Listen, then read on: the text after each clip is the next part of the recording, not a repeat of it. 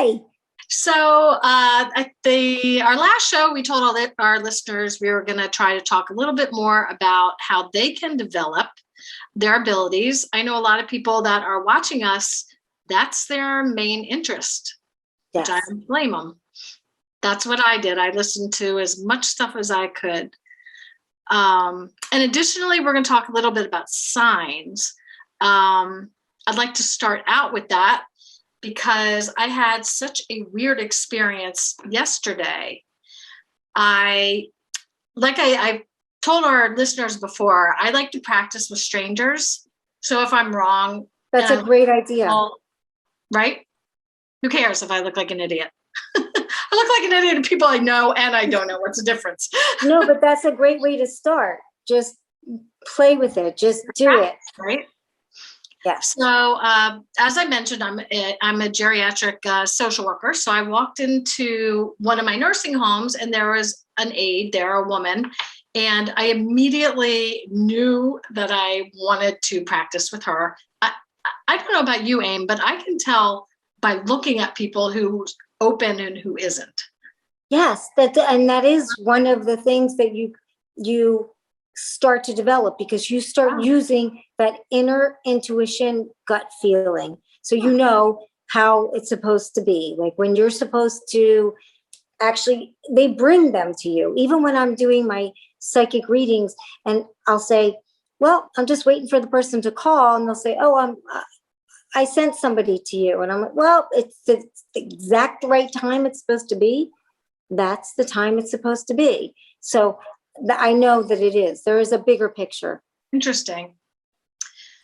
So anyway, so this woman, she was absolutely open to it. Very sweet lady. And I started out with just some general stuff about your grandmother. She sat in a recliner. She had the little folding table next to her. She just kind of vague. So I could sort of tell she was kind of humoring me and being nice, whatever. And then I said, and again, Amy, you taught me this valuable lesson. I saw and I heard giraffe. And I'm like, okay, I don't know. I'm going to look like an idiot. I'm sure she doesn't own a giraffe, a pet giraffe. But we say it. You have to say it. How to say it. And that is so important. Difficult to do, so important. So I said to her, something about a giraffe. And I could tell by the look in her face, she had no idea what I was talking about. For some reason, I then said, and this was my brain. This was not what I heard. I was trying to interpret the sign that I got.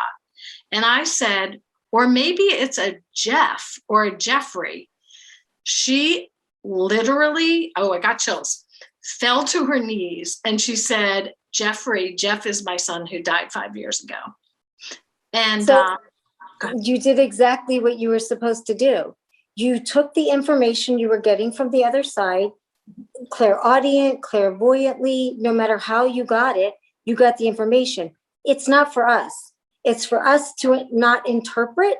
It's not about our ego. It's not about that. It's not about how we interpret it. It's about how we give it to them. Because to us, it's going to maybe mean nothing. But to them, it means the world. I've said things about dragons and elephants and the craziest things that I've talked about, songs, music, things that I haven't thought of or said in probably 20 or 30 years. I know nothing really of Frank Sinatra, but I will start talking about Frank Sinatra or his songs. And it could just be because their father had blue eyes. So we can't stop to figure it out. We have to just say what we see and feel, not analyze it. It's not about us. It's about them. So that was interesting. Also, my recent reading was, even as we would discuss things, I would all of a sudden hear things, or it was a lot of clairaudience. So I was hearing a lot and I just kept hearing certain things. So I would say that, or then it was songs, and it could have been their song. It could have been messages that were part of the lyrics or their favorite songs. But then it started being so visual, which my clairvoyance is where you're seeing things. So I was just seeing tattoos. And I started realizing that I see tattoos a lot. And it could be pictures. It's something that I know is there and not disappearing. So it could be a picture, it could be a photograph, but lots of times it is something that's stuck there. So I did mention about specific things. I said, what's with the shamrock and the names written? And that was exactly what he had written, the one that passed, her husband, that passed had. His tattoo was a shamrock with their names written on it. Hers, however, when I kept talking about the heart tattoo, was hers for her mother. Sometimes I've had ones, the infinity sign, there's many different ones, but when they're very specific, like a card, like the hearts, the Queen of Hearts, or the Jack of Diamonds, whatever it might be, like just very specific things that most people wouldn't have. That's what makes them know. How could you possibly know that? Or that it was the exact initials or what the person had written. I love you. But they used that handwriting on their tattoo. So the tattoos were a really big thing this week. I just as another example, I was again trying to get someone's father, and I said, what about a bandana? And in my mind, I'm expecting her to say, oh, I just bought a bandana for July 4th, or my dad used to wear bandanas all the time. She says to me, oh, my dad's dog was named Bandana. Exactly. Exactly. Which is why we can't dismiss the things that come. Right. Because that's part of it. And then it might not be part of what we think it is. It could be something completely different. And that happens all the time. And those are the best parts of most of my readings that help people that are grieving, because it's the exact thing that makes sense to them. You know, so that's the part that we have to keep doing, keep going. Right. You have to trust. You always say trust. Trust. Well, the thing that I am starting to figure out that I did not understand in the beginning, and you and I have had several conversations about this, is you would say, I think I remember saying, oh, I see a chalkboard and someone's writing on the chalkboard. Remind me what that sign is, what that means. For one thing, for me, as being a teacher for so many years, sometimes that might be the thing that it's another language we're learning. So to me, I'm understanding they know how to interpret things to me. So they'll give me the genre of music that I get, or they'll show me on a chalkboard because I'm used to that from my lifetime, but they will actually write it out. So is that visual? Yes, but it will be visual as in a chalkboard, they will write it out. For example, the gentleman that passed away and his daughter said he loved Wheel of Fortune. So the entire thing was on, he kept having Vanna White turn the letters. So he would give me the message that way. So I don't know how they're going to give the messages. Wait, Vanna White letters for you? Yeah. Yeah. Just like in the Wheel of Fortune, it was his favorite show. That's what he chose to do. If he was a musician, he is going to do music. And everybody, I think, knows that I can't sing. So they'll give me the music, and it could be the lyrics. It could be the person's name, like you said before. So it might be Billy Joel. So maybe their person was named Billy or Joel. Right. Or maybe that was their favorite singer, and maybe it was their favorite song, one of his songs, or maybe something meant something about one of the songs that they said. So we can't use our thoughts or our brain to figure it out. We have to let them do that. So another sign that and again, this is something I figured out as I went along. I would hear the name Sam all the time, and I would say, "Do you know a Sam?" And a lot of the time, most of the time, people would say no. And I then figured out, and then I would think of, do you have an Uncle Sam? No. Then I started saying, well, we were just talking about your grandfather. Was he in the military? Yes. So that's how I figured out that the sign Sam, Uncle Sam, could mean you have an Uncle Sam, or it could mean in the military. Exactly. And so I have specific signs that come to me, and they could mean different things. For somebody, if you see an apple, it might be teacher. For me, I might see the letters ED for education. Okay. But they'll show, and there's like 2 or 3 things that might have something to do with that. So I always say, if it's not education, could be someone named Ed, or it could be eating disorder, or it could be erectile dysfunction. Yeah, I just say what I hear. But for them, it has to be that.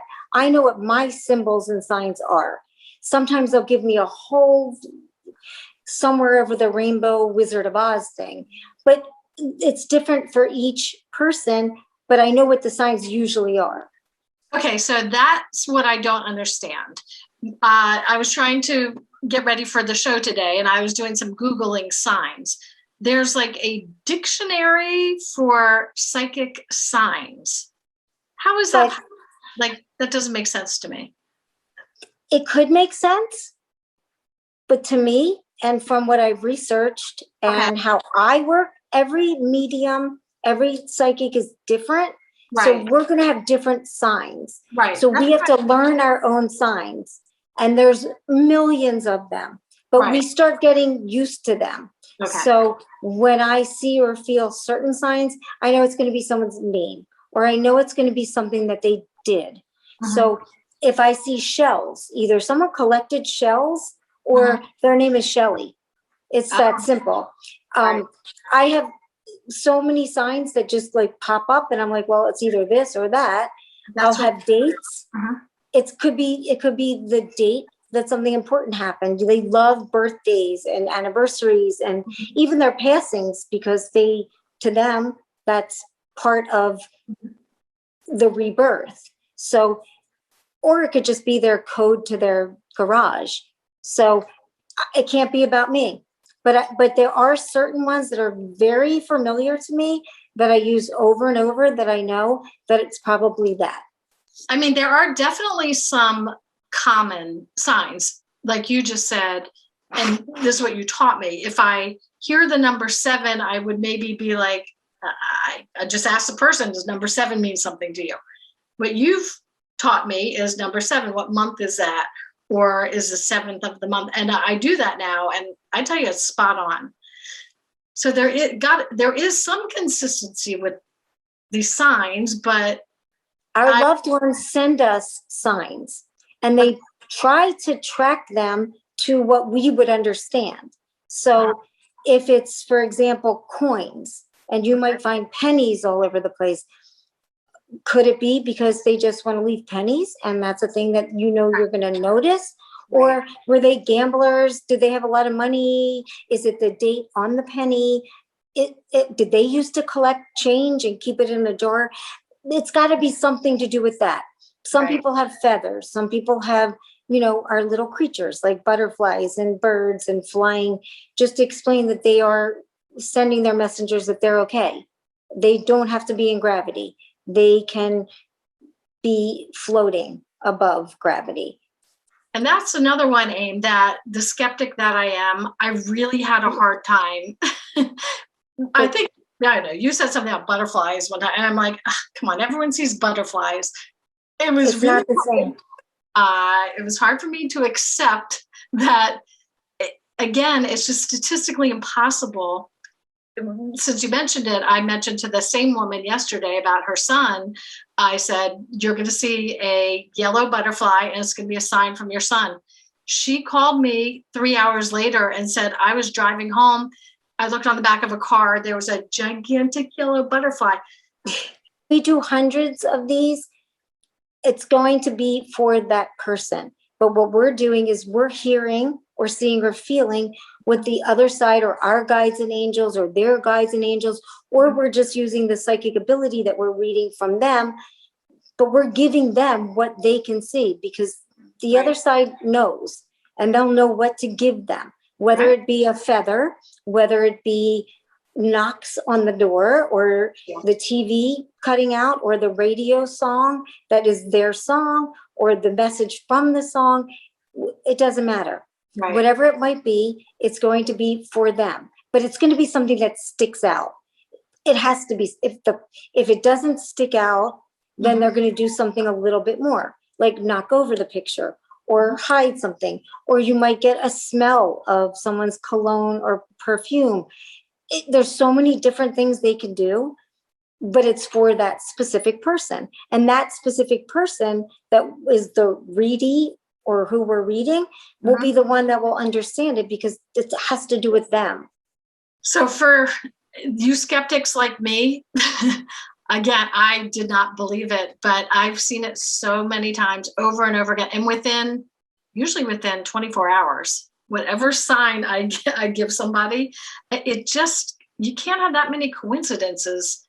You know, a rainbow. I think you gave that to me. I think you told me I was going to see a rainbow, be a sign for my mother, and I saw a rainbow that night.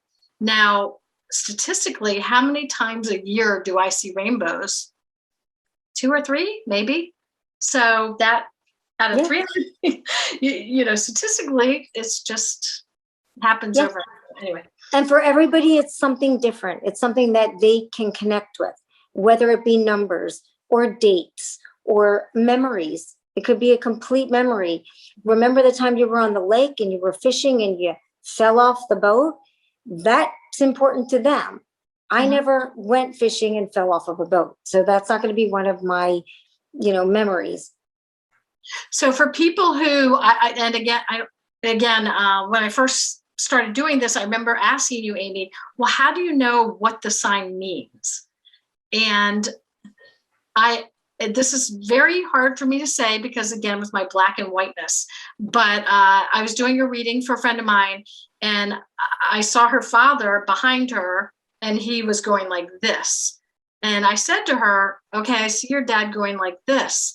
And she was like, oh, really? I don't know. And then I somehow knew that meant he was trying to extract the bad stuff, the mourning, depression that she had, that he above is working to try to get that out of her head. Now, I don't know how the heck I knew that interpretation, and it came rolling out of my mouth. And because the interesting part about that is that for me, it might be a completely different thing. That is your spiritual chakra that goes to the spirituality from the head. But that being said, it could be different for everybody. So I had the man they just kept showing me the man putting his hat on. And I kept seeing the man putting the hat on, and we couldn't figure it out. But later we realized he was really just saying Manhattan. So man hat on. So they do it whatever way it works for them to be able to express the message to their loved one, whether it's that, and it could be very simple messages. The message could be, I'm with you during this difficult time. Right. I love you, and I'm just letting you know that I will help you get through this. We all will, because they're all together on the other side. Or it could just simply be, remember this great time we had together? And they'll show me like a footprint of a paw of an animal, of their pet, a dog or a cat, as an ornament on their Christmas tree. It could be because that pet is with them on the other side. It could be because that was a special memory for them, that they had that as an ornament on their Christmas tree, and they want them to continue whatever the tradition might be. So It's different for everybody, but each time we go through these, it's really about them knowing that their loved ones are with them. Their guides and angels are with them. They know what's happening around them. It validates who they are, as well as helping them to guide them and let them know that they're not alone. They have not left them. They are with them in spirit, but they're okay on the other side. And sometimes it's really just simple messages like that. And I'm glad you brought that up, Abe. This is a little off topic, but I was with my girlfriends over the weekend, and they said to me, we were talking a lot about the show, and they said to me, so what's your goal? Why are you doing this? What do you want to get out of it? And I said, truthfully, I, for 50 years of my life, did not know or believe that there was anything beyond this today here. I didn't think when my mother passed, I'd ever see her again. And that's what I want, me personally, that's what I want my listeners to understand. Whether they gift or not, I hope that they will understand that there is something more. And we are just little tiny ants, and we just don't have all the answers. What do you think, Amy? What is your I think that's true. I think that we do have, in this 3D world that we live in, this 3-dimensional world, there is just what we see, and probably about 96% we don't see. And I always say, well, I see a little bit more maybe sometimes, but you can as well. But there is a much bigger picture. There is a much bigger universe. And there are different dimensions, and there are different things. I don't want to get into the whole scientific aspects of things, nor could I. I just know what I hear, see, feel, and I know the reasons why. I never doubted it because I always had it. I always experienced it. So there was nothing about it that made me think this isn't happening. Did it make me afraid? Yeah, because it's something new. It's something different. Right. It's something we are taught, whether it be religion or whether it be for whatever reason. Maybe we're not supposed to do this. Is this bad? No, it's just us questioning. It's us knowing. It's us understanding, because we forget at around 5 or 6 years old, we start being in this 3D body. Not that we do not need to be here. This is a really important learning part of us, but there is a much bigger picture of where we came from, where we are, and where we're going.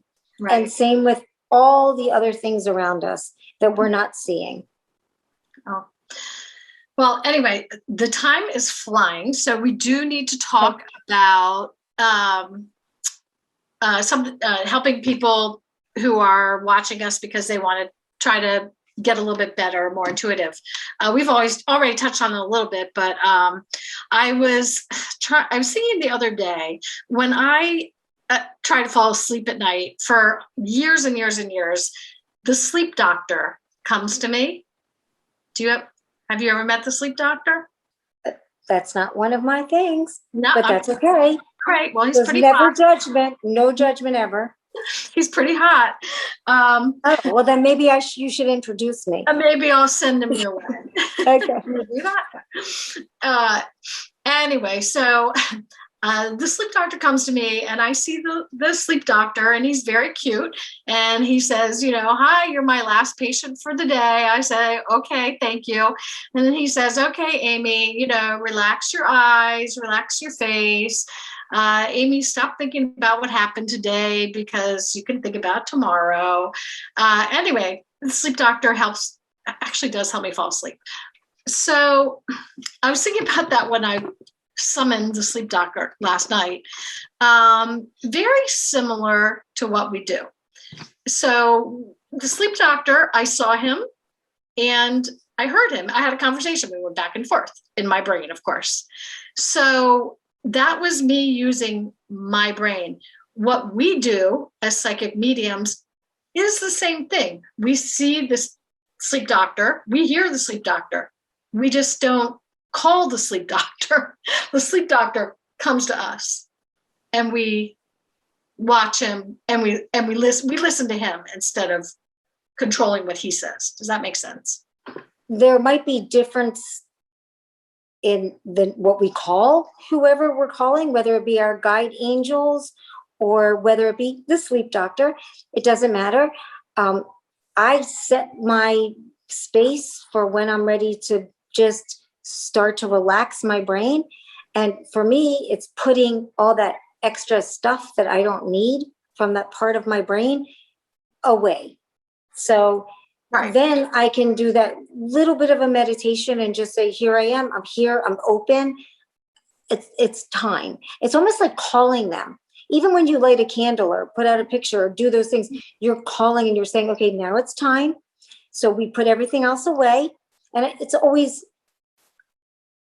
well, for some people, it's not that easy to be able to not have their kids running around or thinking about things or someone walking in, but it doesn't matter. It doesn't mean that you aren't present in that moment. Right. Before sleep, you might also have those kinds of things. So you're going to do your, whatever it might be, meditation, you're speaking to yourself, but those voices, that chatter, you need to push away so that you can actually go into your space. It's your sacred space. So yours might be the sleep doctor. Mine might be something completely different, and that's okay.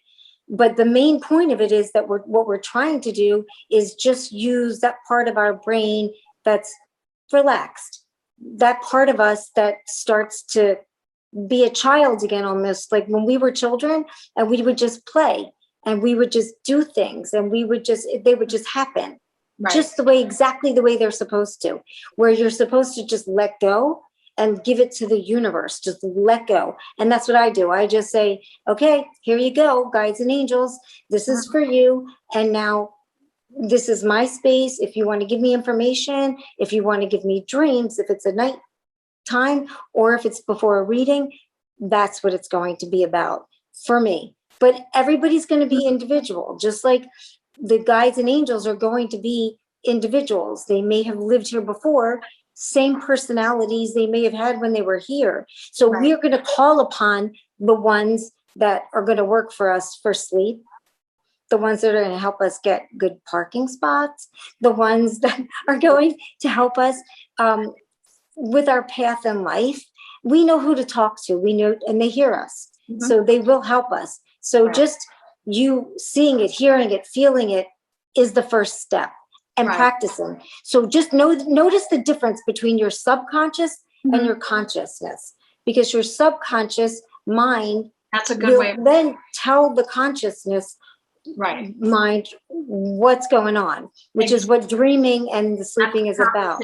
When I have the conversation with the sleep doctor, my brain is saying what I'm going to say to the sleep doctor. My brain is saying what the sleep doctor is saying to me. When I'm channeling, my brain is not asking or receiving. Sometimes, of course, I'll ask a question back to the person I'm getting, but my brain is not dictating the conversation. They are. Which is You're part listening. of it. That's part of it. We're listening to what, or we're feeling, or we're just going with what we're hearing and feeling. So I always tell people to practice by doing things like go from one room to the next room in your house. How do you feel?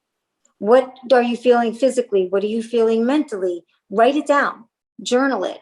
If you have dreams, write it down. If you all of a sudden start feeling like you have anxiety or there's a reason why you're feeling that, note that. Notice the feeling that you have when you're in a large group of people. Notice how you feel when you're with that small group of your friends.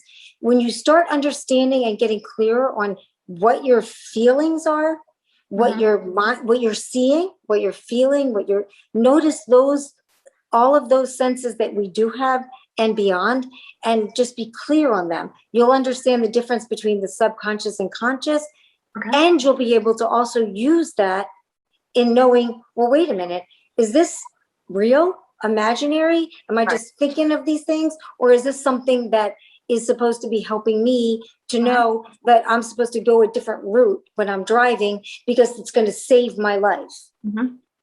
You know, and in addition, if you're someone that wants to start practicing, it's more difficult to do people you're close with because you already know everything about them. So when you're getting the information, you can't really differentiate between what you already knew and good. So. And also you're worried that they're going to judge you in some ways. So yeah, strangers, fine. Strangers are the way to go.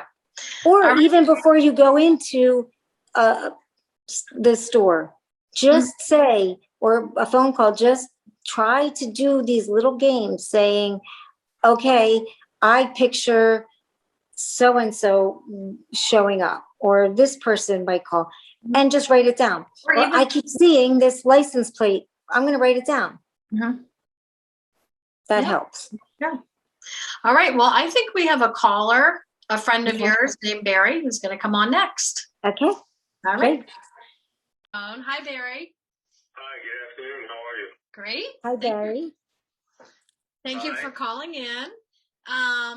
Barry is also a client of Amy's, and he just has some fascinating stories about the supernatural and things that have happened to him since you were a teenager, I believe, right, Barry? Was a sleepwalker and a sleep talker. I think I was probably a lighter sleeper. I don't know if I was that deep in my sleep, where I had a couple of situations that I remember where I actually saw my grandfather had just passed away. I remember this one distinctly. And at the head of my bed in my dark room, there was a little light coming in from, I used to leave a little light on in the bathroom, which was next to my bedroom. And I saw a silhouette of my grandfather standing at the head of the bed. And it was him. He was a very large, prominent type of a person. And he had one of these, almost like these robe-like things that you see, in the movies or whatever, but it was like almost like one of these angelic-looking cloths that he had on him.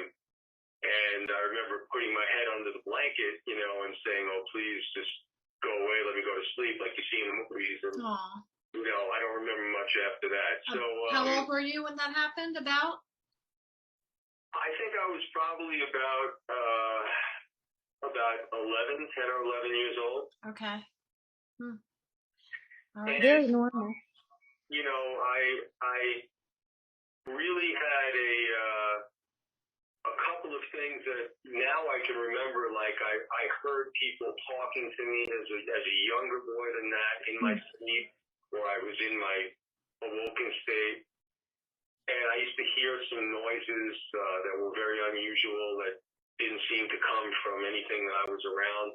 But I kind of disregarded it. It wasn't that I was skeptic about that, because as I think back, my mother, she was a very, very holistic and spiritual person in her own right, and she was a very open-minded person. And she taught me to be abstract, not to, just have this one-dimensional picture of what we are as who we are, but there is a big universe out there, and we used to watch these shows like In Search of Ancient Astronauts, and always be amazed and discuss the possibilities of the fact that, how can we be so egocentric, thinking we're the only live tissue or living type of people as we know it in this universe, or universes of billions and gazillions of stars and galaxies and whatever.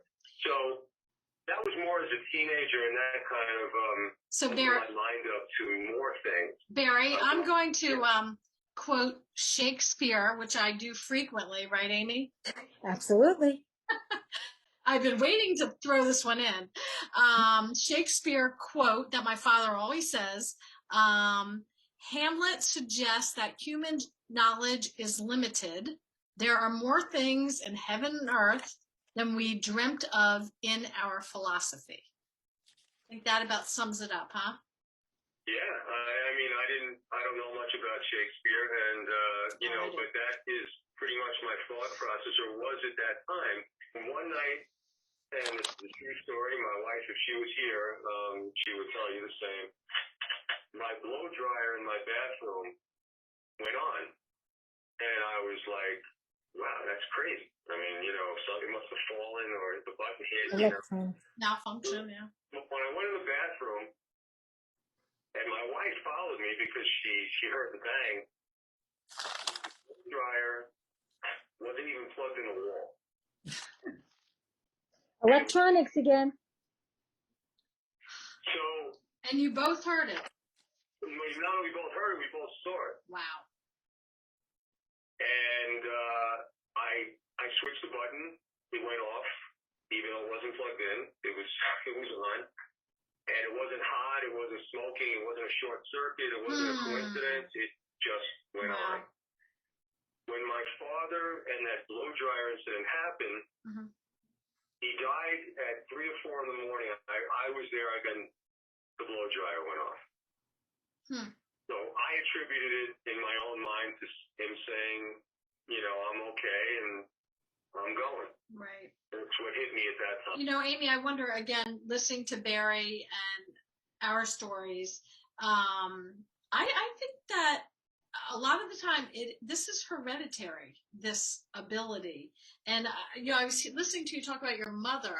Do you think that your mother might have had some situations like this also, or seeing things, hearing things? I wouldn't doubt it. I don't think he ever discussed it with me, because when I lived with my mother, I was very, very young at the time. I moved out when I was 18 to go to school, never really came back. But, I don't think she wanted to freak me out. My mother was a very private person.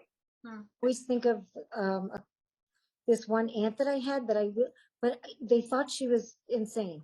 And I think that they started doing, like, they put her in a mental institution, or they gave her drugs, I don't know. Perhaps back in those days, they thought people were crazy when they would say, I heard this, I saw this. Luckily, that was not happening during my time when I started, because I would be locked up, or, for sure in Salem, I'd be one of the witches, but a good witch. But that doesn't mean that they wouldn't have said it. We're just trying to help. We're just trying to give the messages here. But I have a safe that's digital, and normally I go in and out, and what you have to do with this safe is you have to hit you hit the face of the safe, and it lights up 2 numbers. And at that point, it allows you to hit the asterisk button, and then the whole digital face comes on, and then you can put your code in. Okay? On the morning of my birthday, when I was originally going out, I'm going to try to make this short, I hit the button, 2 digits came up. Now, you just said that they make you aware. I think it was Blonde Amy. Yes. What comes up on that digital screen was 5/8. Now, that's the date of my birthday. That's my birthday. Okay? Now, it doesn't allow me to go any further and hit an asterisk at that point.